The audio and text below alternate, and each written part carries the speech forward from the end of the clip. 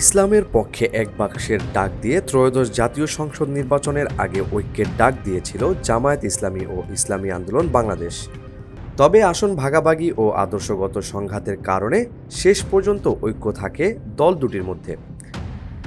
এরপর সারা দেশে ২৫৭টি আসনে প্রার্থী দেয় ইসলামী আন্দোলন, যার মধ্যে ২২৭টি আসনে জামানত বাজেয়াপ্ত দলটি। ২৫৭টিতে প্রার্থী দিয়ে জয় পেয়েছে মাত্র একটি আসনে। মোট ভোটের মাত্র ২.৭০% পায় দলটি। আর প্রার্থীদের ৯৬%ই রক্ষা করতে পারেননি জামানত। নির্বাচনের আগে জামায়াতের সঙ্গে চরমোনাইয়ের আসন ভাগাভাগি নিয়ে টানাপোড়েন ছিল।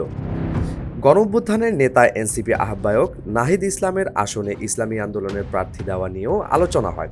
শেষ পর্যন্ত জামায়াতের সঙ্গে জোট না করে ওই আসনেও প্রার্থী দেয় দলটি। ফলাফলে দেখা যায় ওই আসনে নাহিদ ইসলাম শাপলাকলি প্রতীকে ৯৩,৮৭২ ভোট পেয়ে জয়ী হন। তার নিকটতম প্রতিদ্বন্দ্বী ধানের শীষে প্রার্থী পান ৯১,৮৩৩ ভোট। ইসলামী আন্দোলনের প্রার্থী শেখ ফজলে বারী মাসুদ পান ৪,৩৭৫ ভোট, যা মোট ভোটের ২.২৬%। ফলে তিনি জামানত হারান। সবচেয়ে বেশি জামানত রক্ষা হয়েছে বরিশাল বিভাগে। এখানে প্রায় ৮টি আসনে জামানত বাঁচাতে সক্ষম হয় দলটি। এর মধ্যে বরগুনা ১ আসনে মাওলানা মাহমুদুল হাসান অলিউল্লাহ ৪৯.৪% ভোট পেয়ে জয়ী হন। পটুয়াখালী ৪ আসনে অধ্যাপক মুস্তাফিজুর রহমান ৩৩% ভোট পেয়ে জামানত রক্ষা করেন।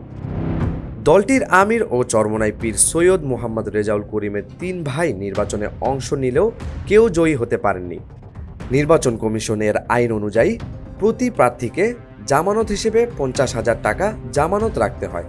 সেই অনুযায়ী সবথেকে বেশি ২৫৭ আসনে জামানত হারানো ইসলামী আন্দোলনের প্রার্থীদের মোট বাজেয়াপ্ত হয় ১,১৩,৫০,০০০ টাকা।